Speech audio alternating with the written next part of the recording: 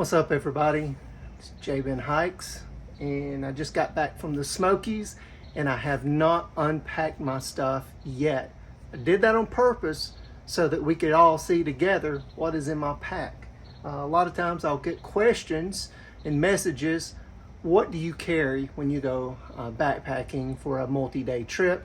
Well, today you're gonna see what I have in my pack, so let's get to it.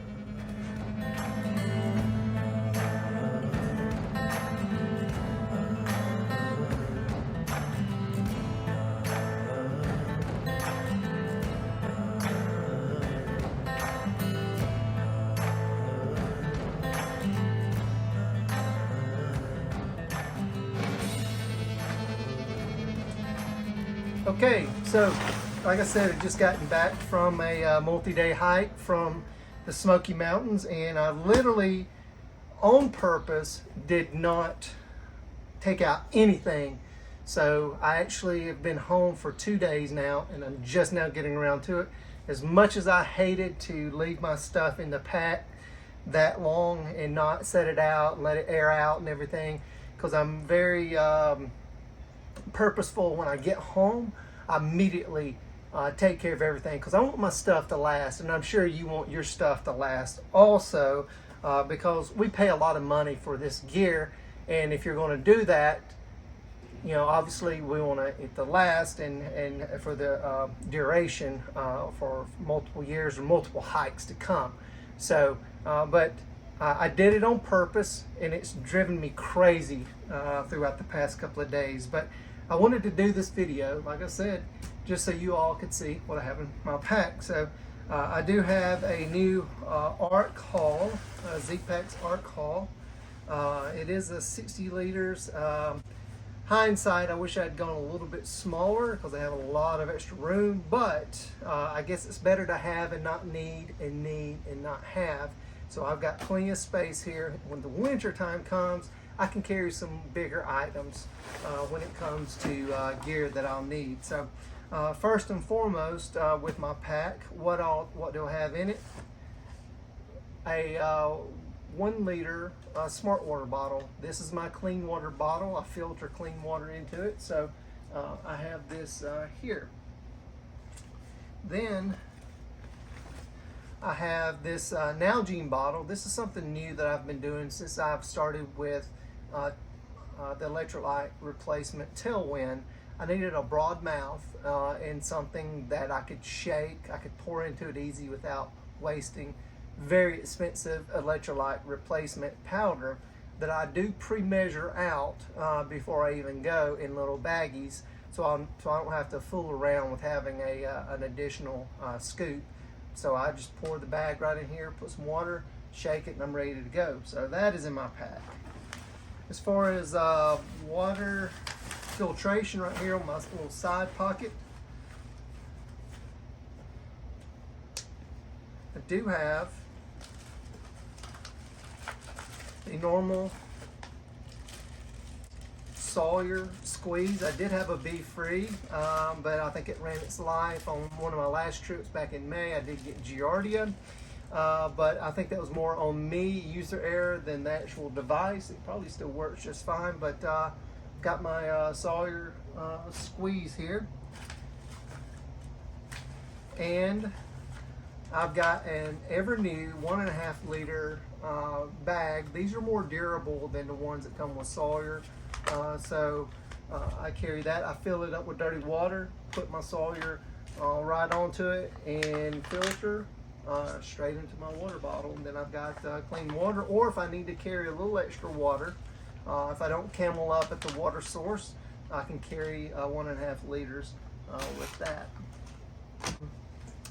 And then I've got a little, an old Evernew bag that did spring a small leak, a pinhole leak on me, so I cut the end of it off, and now this is my ultralight scoop if I need to scoop water, and I do use this just about every single hike. So instead of having a little cup or just hoping that I can scoop enough water into this small mouth, I do have that.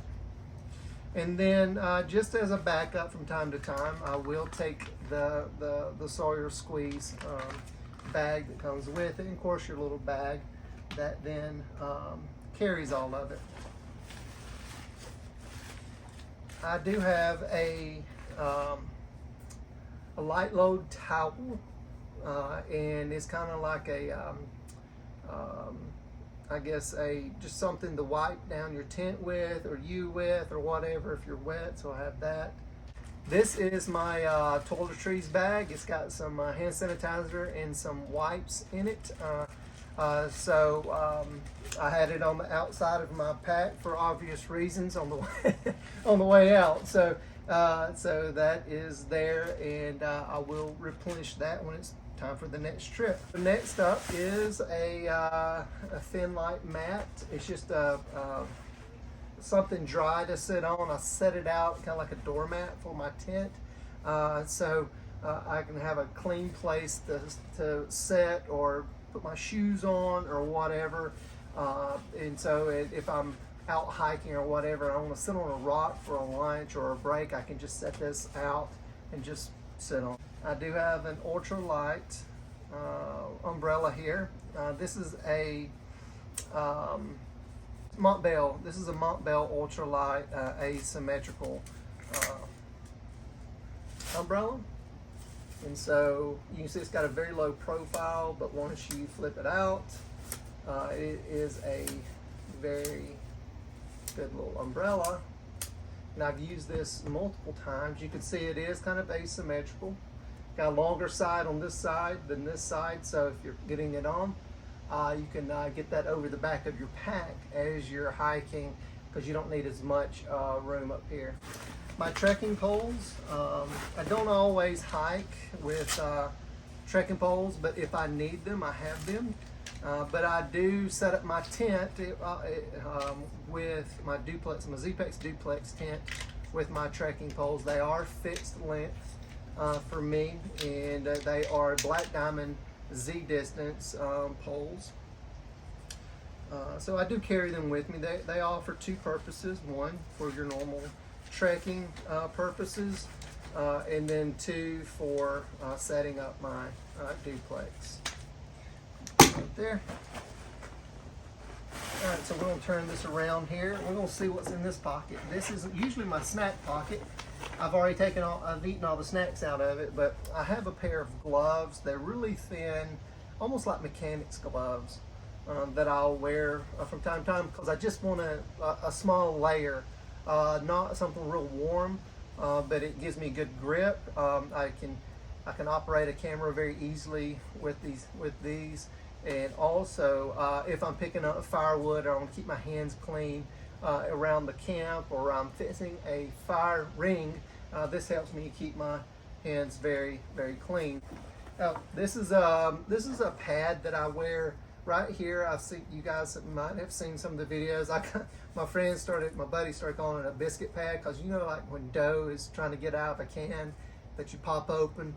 That's kind of sometimes our stomach, and our buckles sometimes bite into our stomach. Well, this disperses that pressure, so it's not biting into them. It's almost like a corset, and I really like the way it makes my back feel, on helping me feel supported. Then in my other side pocket here, I have a pair of Z-Pex Possum Down gloves to keep my hands warm. I don't always carry those there, but it was kind of cool when I put them in there, and I never did take them out. So usually I'll carry my phone in this pocket, or some more snacks, or in this little front pouch that hooks onto my backpack that fits right here, and I can open up everything. So, but while I'm here, I'm going to go ahead and open up this front pouch. I carry a lot of my video accessories in. So this is just a little case I carry some batteries in, some GoPro batteries. Here's a baggie that's got some GoPro batteries in it, and it's got a little thing to wipe the lens down and everything. It has a just whatever I want to keep dry. Sometimes put my cell phone in there if it's raining. Another thing, I got my headlamp here. I don't always carry it here, but if I forget to take it off as I walk out of camp, I'll put it here. Or if I stop and it's getting dusk and I'm still going, and I don't want to put it on yet, but I know I'll probably be hiking into the dark. I'll go ahead and put it right here so it's easy access to put on. This is my NU 25 Nitecore, NU 25 Nitecore. I do have a newer one, but I like the older one better. That is what's in my front pouch that goes right here. Oh, you can see here I've got the GoPro. A lot of times the GoPro is hanging. If you've ever noticed as I'm hiking, you'll see it hanging right here. It just hangs onto the sternum strap, and I'm just able to be hands-free. Whatever I need to do, if I need to pull out the GoPro to do any videoing, I have it available to do that. So the GoPro is right there in front, very accessible for me when I need it. So let's get inside of the pack and see what I have inside of the pack. So right here on top is my food bag from Hilltop Packs. Thanks, Ben, for this. This is a pretty awesome food bag. It's got a picture of me and my buddy Benny Braden on it up at Cliff Tops on Mount LeConte. And it's even got my logo on the bottom of it, J-Ben Hikes. So really nice. Thanks again, Ben at Hilltop Pack. Check out Hilltop Packs if you want to get any type of customized gear like this. Here is a Appalachian Gear hoodie, alpaca hoodie. This is good for just sitting around the camp in. If you want to hike in it, you can. It's hydrophobic, meaning that it doesn't absorb water and it does breathe really well and also keeps you warm. Next up, I've got stuffed in here into the crevices of the pack is my Mountain Hardwear Ghost Whisperer down jacket. This is one I carry when it's 30 degrees or warmer at night. In the Smokies in October, it can get down into the 20s, but it rarely does. It's usually in the 30s, and with my layering system, I do just fine with my layering system. So I do have that in there for warmth. Next up, I have my ditty bag. It's got a little bit of everything in it, and so I probably should do a video of just this, what's in this bag. And so next up is my duplex, so Z-Packs duplex. So that does need to be set up. I'm going to air it out. I'm going to put it off to the side right here. This is my Black Diamond, my Montbell rain jacket is a part of my layering system. If it's really cold, it'll really boost up the warmth of holding in the warmth of that down jacket. So that is there, but it's also there for rain protection also. Next up is my sleeping bag. So this is about a 7-year-old Z-Packs 10 degree overstuffed quilt, and so it will fluff up here, and it is perfect for me. It's even got the old Z-Packs logo. That kind of shows you how long I've had it. I don't know if you can see that there, but it's the old Z-Packs logo. I'll put that there. I'll hang it up later. Here I've got a sleep mat that I roll up, that I sleep on. It is a Z-Packs UL 7 Sin Mat, and so it has it is a rectangle mat, and it has synthetic down in the baffle, so it increases the R value or the warmth value of that. So that is there. I will pump that up, put a little bit of air in it here shortly. Next up is a pump sack. It's called a Snozzle sack, and this thing right here doubles as a compression dry sack and a pump bag for the sleep mat. It connects together and you can capture air in it, and I'll show that to you here in a second. So here I've got some, as far as my sleep layers, I keep all my sacred layers. So when I say sacred layers, that's stuff that I can get in my sleeping bag, have warm stuff, and not become cold or hypothermic. All this stuff is proven for me, and it helps me stay warm at night. So I've got a pair of possum down socks here that I picked up from Z-Packs. They're very, very warm. I don't hike in them, I just sleep in them. Here is a pair of Silk Weight Patagonia thermals that also slide on And a lot of times in the wintertime I'll wear leggings with my shorts, and I'll just take off my shorts and slide these on. So in the morning when it's so cold, I don't have to go through that shock of just stripping down and putting on all new clothes. I just slide this on because usually I'm not very sweaty in the wintertime. But on occasion, if it's warm, I will just take everything off and put that on right there. Here is my my pillow, self-inflatable pillow. So I have that. It is a Tillich pillow. Is not very thick. It's about that thick. I don't like real thick, a real thick pillow because it hurts my neck and it gets me out of alignment. So this is just right for me. Here is a Patagonia Capilene hooded, another part of my Sacred Sleep layer, or if I feel like I need to hike in it because it's just so cold and I don't want to wear that, I could put this on.